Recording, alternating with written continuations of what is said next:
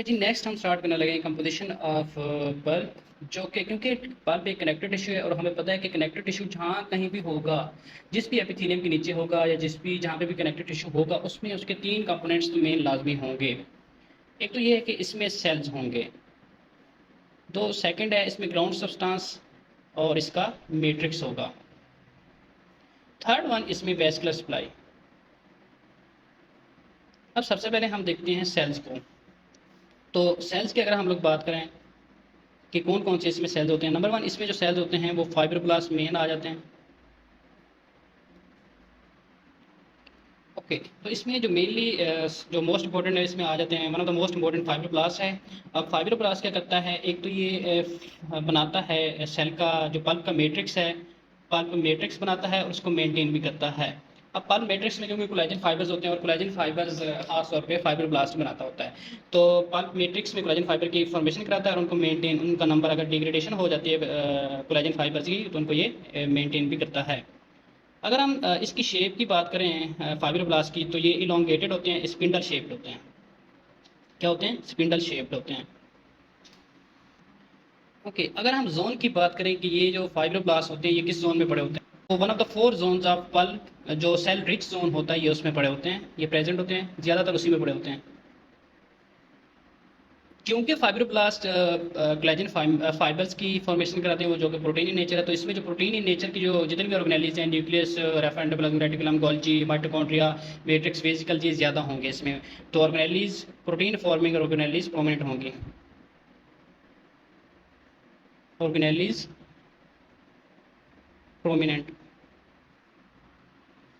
जो इसमें जंक्शंस होते हैं उनको वो ये आपस में जो जुड़ा होता है बाकी सेल्स के साथ, वो डेस्मोसोम्स होते हैं। नेक्स्ट जो इसमें सेल्स पड़े हैं वो है एक्टोमेसेनकाइमल सेल्स, अनडिफरेंशिएटेड एक्टोमेसेनकाइमल सेल्स, जो कि क्या बनाते हैं, ओडोंटोब्लास्ट एंड फाइब्रोब्लास्ट की फॉर्मेशन कराते हैं। अनडिफरेंशिएटेड एक्टोमेसेनकाइमल सेल्स, क्योंकि ये जो आपका पल्प होता है ये आता है डेंटल पेप्ला से, और डेंटल पेप्ला आता है कहाँ से? एक्टोमेसेनकाइम से। तो इस वजह से इसमें अनडिफरेंशिएटेड एक्टोमेसेनकाइमल सेल्स बने होंगे जो कि ओडोंटोब्लास्ट की फॉर्मेशन कराते हैं डिफरेंशिएट होकर, ताकि बाद में हमें ज़रूरत पड़ेगा डेंटिन की। तो और दूसरा क्या कराते हैं, ये फाइब्रोब्लास्ट की भी डिफरेंशिएशन कराते हैं। ये जो आपका अनडिफरेंशिएटेड जो सेल्स पड़े हैं ये पड़े होते हैं कौन से जोन में? One of the four Jones जो कि पल्प के होते हैं उनमें पड़े होते हैं, जो कि उस दो जोन में पड़े होते हैं। एक पल्प कोर वाला जोन जो कि लास्ट वन होता है, दूसरा सेल रिच एरिया में पड़े होते हैं। एक और इसमें जो सेल की टाइप पड़ी होती है वो स्टेम सेल। अब हमें पता है कि स्टेम सेल से हम मुख्तलिफ तरह के वो बना सकते हैं आपके पास, यानी इससे स्टेम सेल से क्या बना सकते हैं हम? ओडोंटोब्लास्ट भी बना सकते हैं, ओडोंटोब्लास्ट भी बना सकते हैं, ओस्टियोब्लास्ट भी बना सकते हैं, बोन फॉर्मिंग सेल भी बना सकते हैं, और इससे यानी न्यूरॉन्स भी बन सकते हैं, और इससे कॉन्ट्रोसाइट्स भी बन सकते हैं। तो स्टेम सेल से किसी भी तरह के सेल्स बन सकते हैं। तो इसमें स्टेम सेल पड़े होते हैं जो कि रीजनरेशन में हेल्प करते हैं along with undifferentiated ectomesenchymal cells. Fourth one इसमें पड़े होते हैं इन्फ्लामेटरी सेल्स।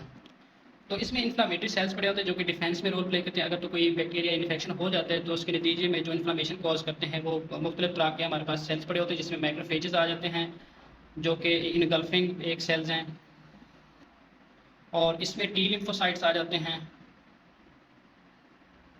और डेंड्राइटिक सेल्स हैं जो कि बोन मैरो से डिराइव्ड होते हैं, डेंड्राइटिक सेल्स। फोर्थ वन इसमें आ जाते हैं लैंगरहांस सेल्स।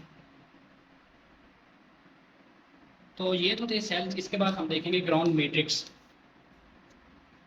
अगर हम लोग बात करें हैं ग्राउंड सब्सटेंस है मैट्रिक्स की, तो मैट्रिक्स में मेनली कोलेजन्स होती हैं। कोलेजन की टाइप 1, 3 एंड 2, 1, 2, 3 ये कोलेजन की टाइप्स मेनली इसमें होती हैं। दूसरा इसमें क्या ग्राउंड सब्सटेंस की अगर हम बात करें तो ग्राउंड सब्सटेंस में एक तो म्यूकोपॉलीसेकेराइड्स, दूसरा इसमें पाए जाते हैं ग्लाइकोप्रोटीन्स, थर्ड वन इनमें पाए जाते हैं ग्लाइकोसा, मीनो ग्लाइकेंस, एंड फोर्थ वन इसमें वाटर भी पाया जाता है। तो ये थी इसकी कंपोजिशन। बाकी नर्व्स सप्लाई में इसमें नर्व्स, ब्लड वेसल नर्व्स भी होती हैं।